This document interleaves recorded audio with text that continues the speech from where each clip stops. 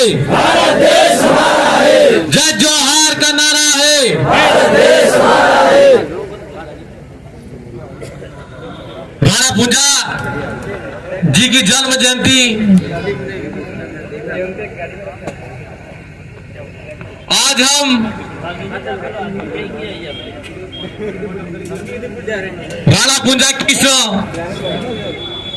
पावन धरा में मना रहे हैं। आप सब तमाम गांव के आसपास इलाकों के पूरे वीर प्रदेश के जन जागरण करने वाले वीर योद्धाओं, साथ ही आज के मौके पर मेरी बात शुरू करने से पहले राणा पुंजा जी को नमन करता हूं।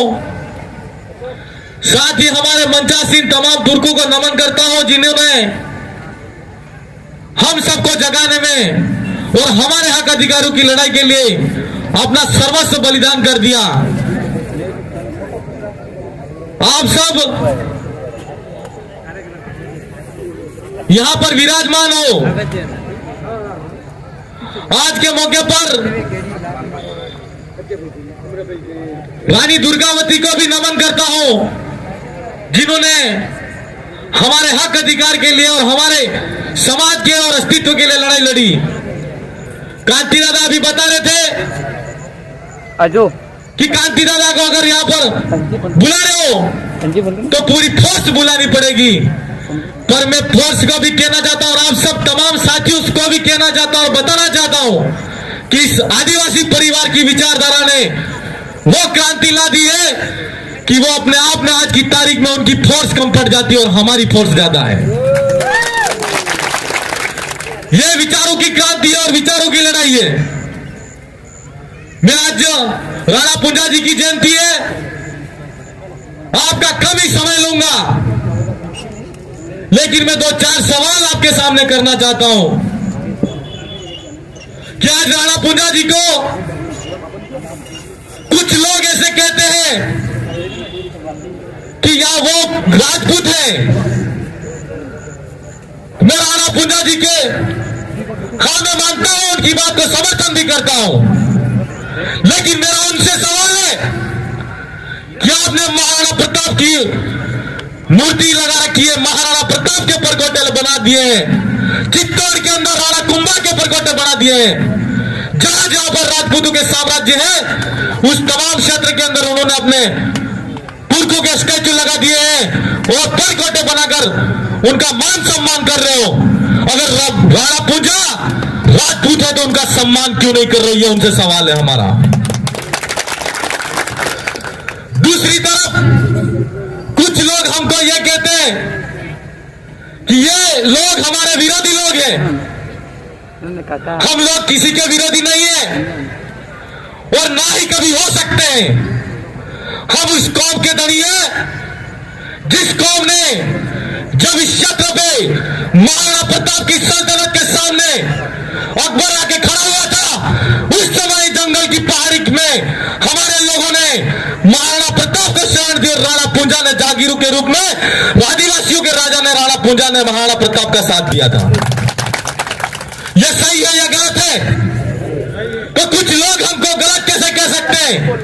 हम लोग, हमारी वैचारिक लड़ाई हो सकती है, लेकिन हम ये कहना चाहते हैं जो बात सही होगी उस बात को सही कहेंगे और जो बात गलत होगी उसका हम खुलकर विरोध करेंगे। अगर सच्ची बात सही है और आपको गलत लगती है तो लगे, लेकिन सही बात करने का हमारा अधिकार है और हम करेंगे।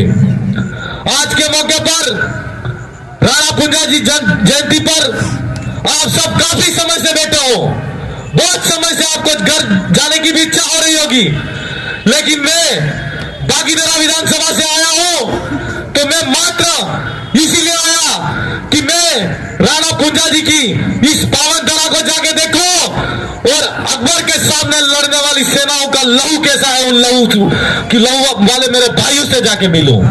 मेरे भाई, मेरे को यहाँ पर आकर बहुत खुशी हुई। मैं उस क्षेत्र में 2-3 प्रोग्राम थे, वहां से करता आया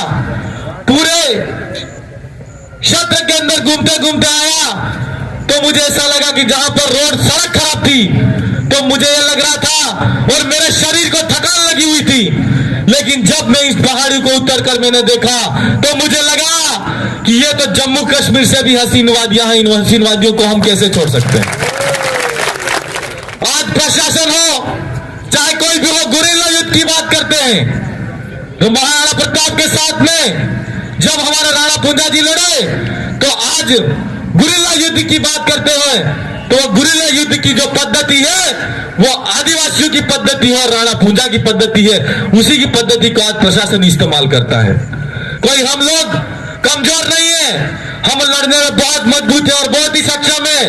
मैं आज राणा पुंजा जी जयंती है और आप सब तमाम साथियों से आश्वासन और विश्वास चाहता हूं कि महाराणा प्रताप के साथ में राणा पुंजा जी ने जैसा साथ दिया था ठीक उसी तरह उस समय की लड़ाई साम्राज्यवादी लड़ाई थी, हुकूमत की लड़ाई थी और हुकूमत की लड़ाई आज की तारीख में फिर से लड़ने की जरूरत हमको है और साथ ही साथ हमारे हक अधिकार की भी लड़ाई थी।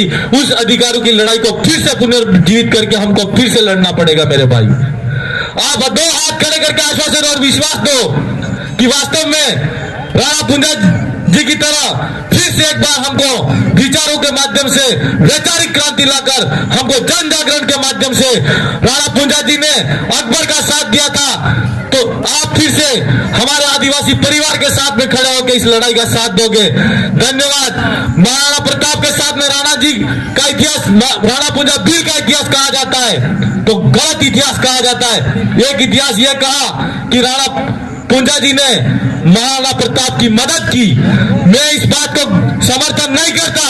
अगर अकबर का युद्ध महाराणा प्रताप से होता और अगर अकबर युद्ध के अंदर जीत जाता तो हमारा कबीलाई राजा जो राणा पुंजा जी थे, अगर इस क्षेत्र के अंदर अकबर घुसता तो निश्चित तौर पर आदिवासियों के साथ में भी अत्याचार शोषण होता। तो राणा पुंजा जी ने जो लड़ाई लड़ी वो अत्याचार और शोषण के खिलाफ में लड़ी और हमारे पीढ़ी के लिए हमारे हक अधिकार को बचाने के लिए लड़ाई लड़ी। इसलिए इतिहास की बातों को फिर से हमको खंगालना पड़ेगा और हमको इतिहास की तरफ एक बार फिर से जाना पड़ेगा।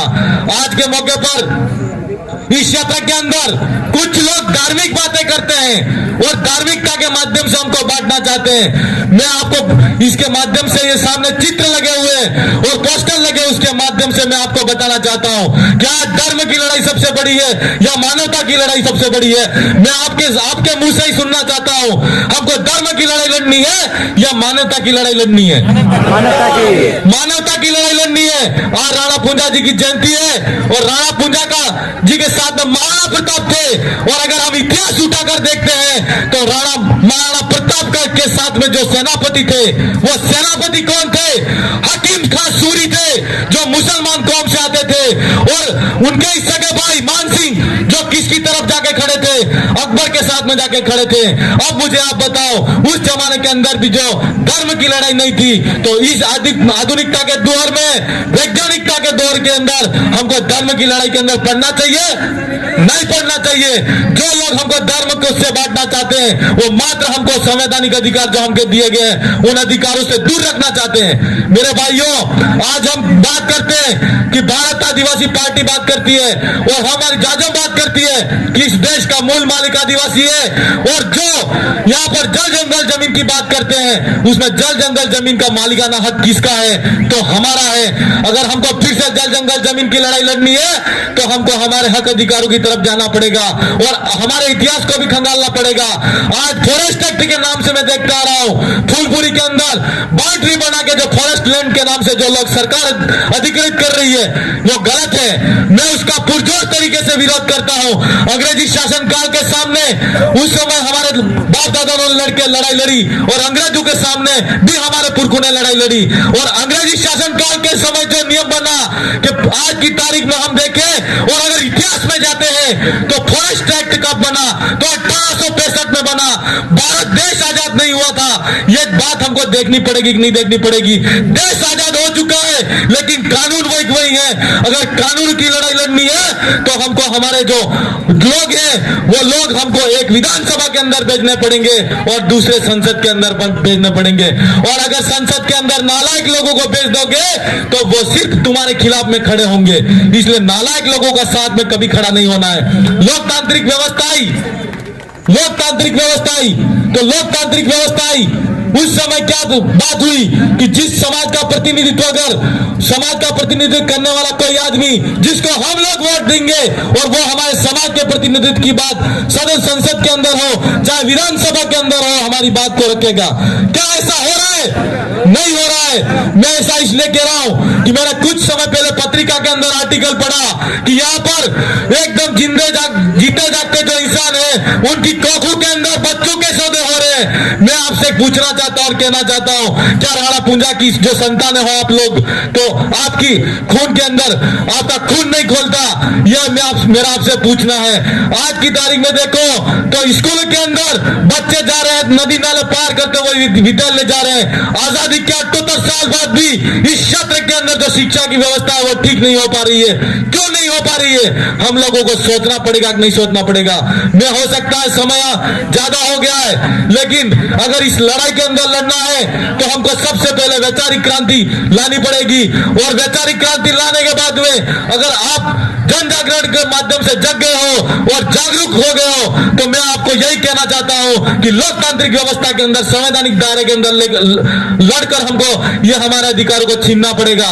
तभी जाकर हम हमारे अधिकार को प्राप्त कर सकते हैं। आज शिक्षा की बात क्यों करता हूं मैं? शिक्षा की बात इसलिए करनी जरूरी है कि हम पहले के जमाने के अंदर लठ हथियार और तलवार से युद्ध जीता जाता था।